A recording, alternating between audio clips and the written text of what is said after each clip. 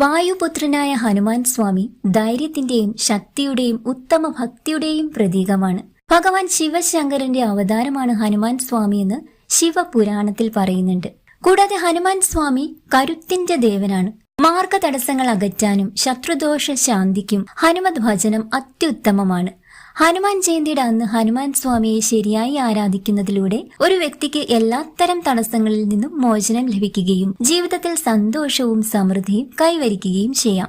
ഹനുമാൻ ജയന്തി ദിവസം ബ്രാഹ്മമുഹൂർത്തത്തിൽ എഴുന്നേറ്റ് കുളിച്ച് ശുദ്ധിയായി ശുഭ്രവസ്ത്രം ധരിച്ച് നിലവിളക്ക് കൊളുത്തി ഹനുമാൻ സ്വാമിയെ യഥാവിധി പൂജിക്കുക. വ്രതദിനത്തിലും തലേന്നും ശരീരശുദ്ധി നിർബന്ധമാണ്. എണ്ണ തേച്ച് കുളി പാടില്ല, പകലുറക്കം പാടില്ല.